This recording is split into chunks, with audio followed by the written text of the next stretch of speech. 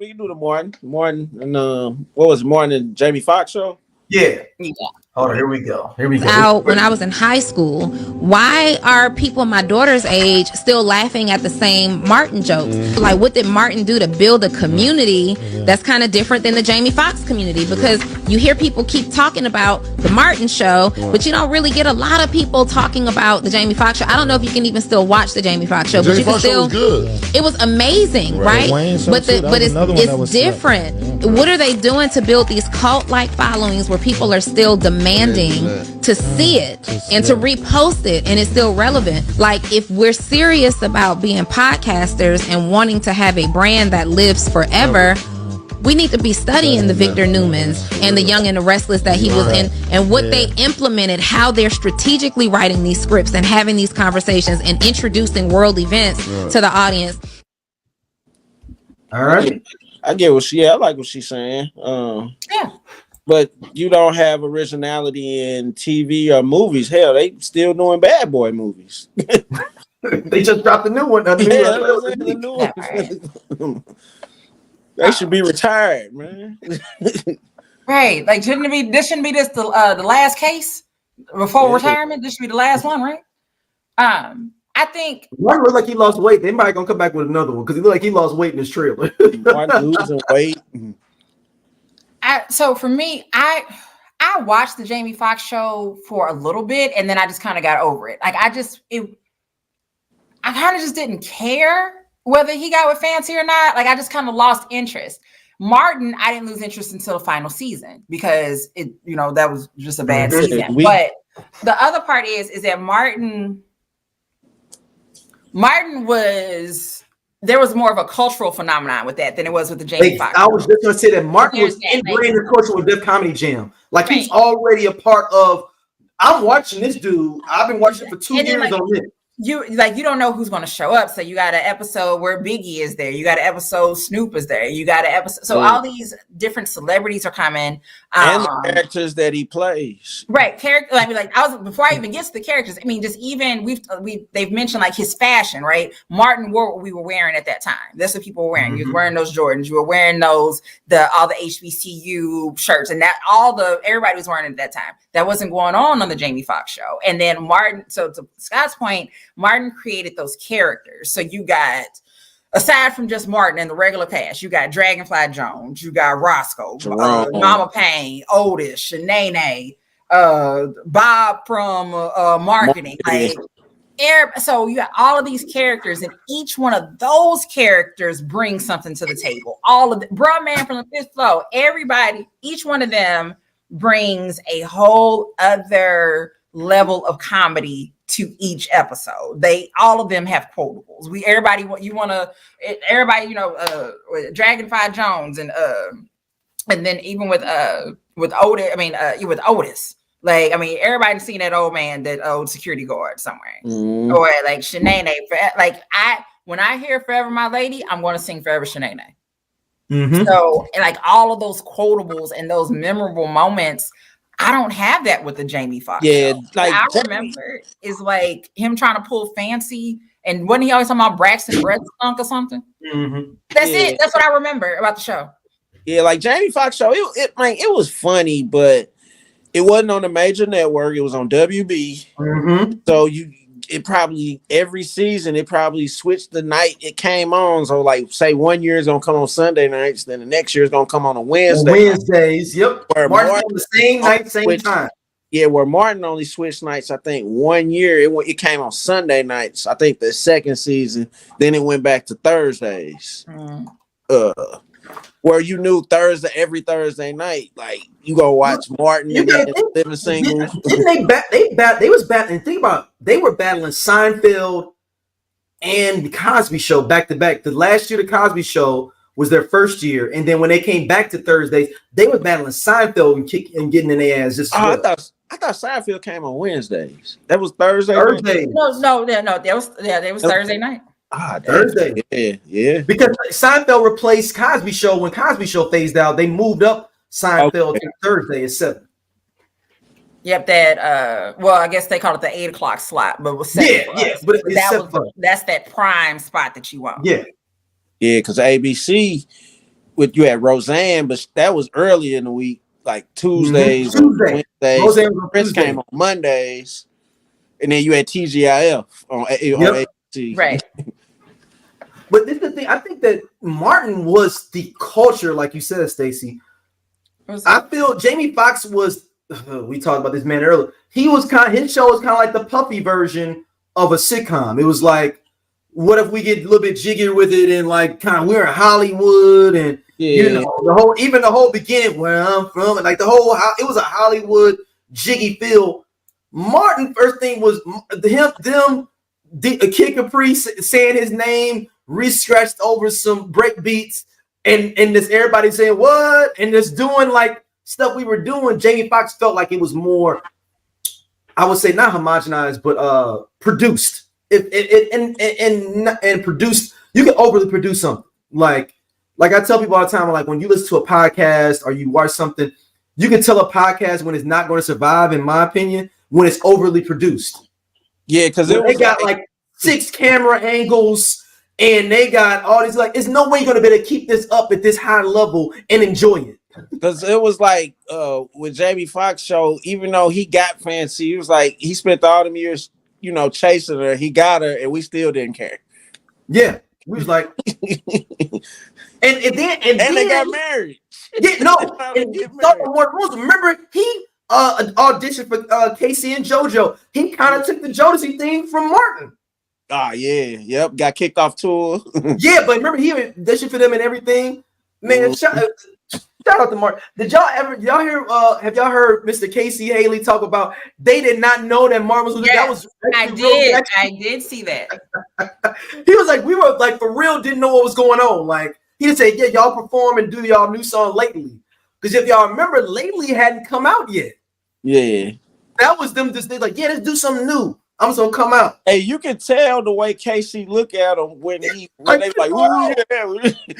Hey, like, if you look down, it's laughing on while he's playing the drums. He's sitting there trying not to laugh. Right. But think about that. That's a classic thing. Varnell Hill. Now, James Foxx has one character. They got the character that Mark Curry played as the general dude. That's the driving school. Yes. He make him do all them push-ups. Yeah, he be running around the classroom sliding and stuff. Boy, did I tell you. But Martin's got classic people, not just him, but other people coming in. Mm-hmm. Hustle Man. I mean, it's just a lot because they were a part, and maybe at that time we hadn't got jiggy yet. We hadn't got puffy eyes yet. So all of us know how it felt to be living in an apartment or whatever, and these casts of different people we run into. Yeah, it was still cool to like your girlfriend had an apartment and you had an apartment, you know, before y'all moved in together. Yeah. And nobody was like, and then that's a whole nother conversation. But nobody was like Gina kind of earned her keep. Like for real, Gina did everything she's supposed to fucking be doing in that relationship more than Martin. Let's be 100. Yeah, Martin was out there getting tickets on her car, talking about rip, man. I get a ticket in your car. I'm ripping rip. And got a boot. Yeah, a boot on her car. And ladies, remember, Gina she ain't cook. She still got a ring though. And took her on the vacation that he got off a cereal box. Look. Chilligan's Island. But think about this though. To come up with the creativity, to come up with the thing that we thought about as kids of like, hey man, I wonder if those little things on the back of them cereal boxes be real things. Yeah. Martin still had like probably the coldest TV wedding though. With Babyface. Oh, the Babyface is up there. Yeah, but I mean, no, I think the engagement for me. The engagement too. I mean, the whole is better than the wedding. Whole setup was tight. You know, yeah, with the engagement and leading into the wedding. Yeah, for me, the engagement with Brian McKnight, goddamn McKnight, and then but like I said, the engagement for me was better than the wedding.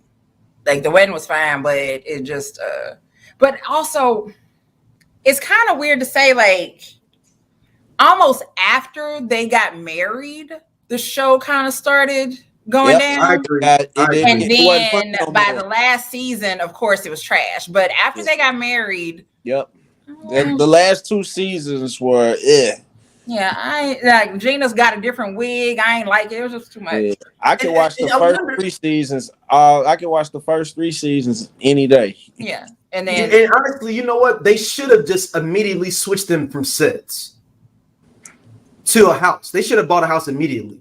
Yeah, I don't understand why they moved to Martin's place rather than They should immediately move to they should have did a new set in their new home and kind of. I mean, even if they didn't. I mean, if anything, like I said, Gina had the bigger place. So but either way, they definitely could have got a bigger home.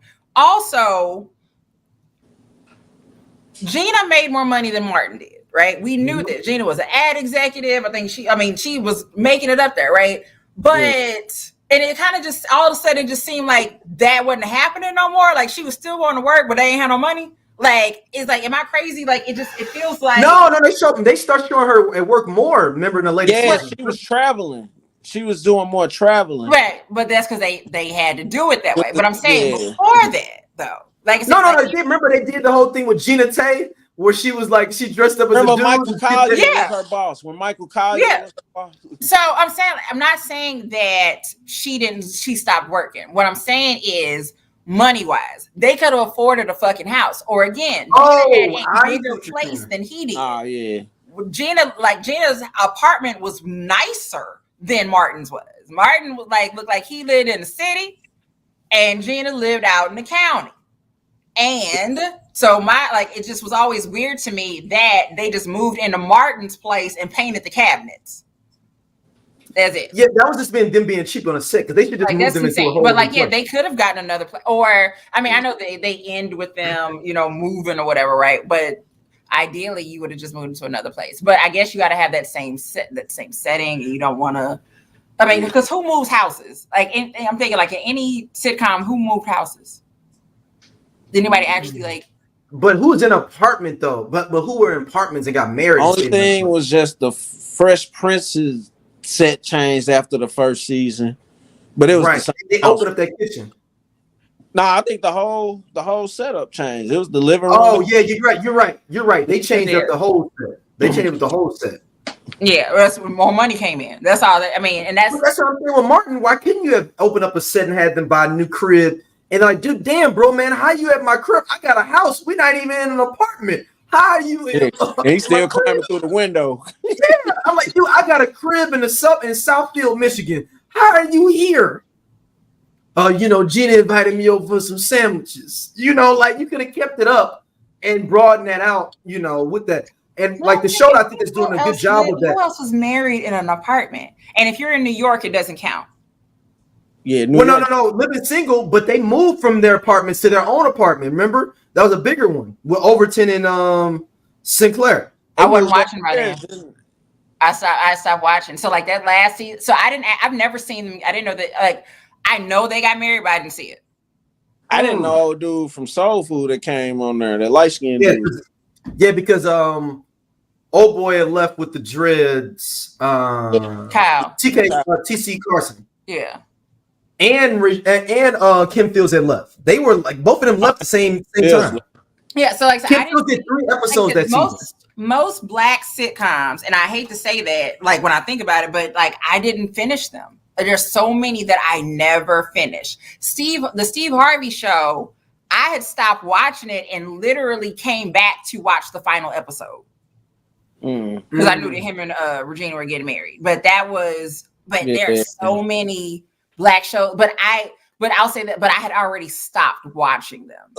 Only show I don't never really remember getting an ending was the Wayans brothers. No, it stopped that too. It just stopped. I stopped watching that show. Which black shows have you completed then, Stacey? What, Fresh Prince? Fresh Prince? I did complete Fresh Prince. A Different World, Cosby Show. Cosby Show. I remember. I know I didn't finish Family Matters because, I didn't even know Family Matters had switched stations. I didn't know they went to CBS and they switched Harriet's.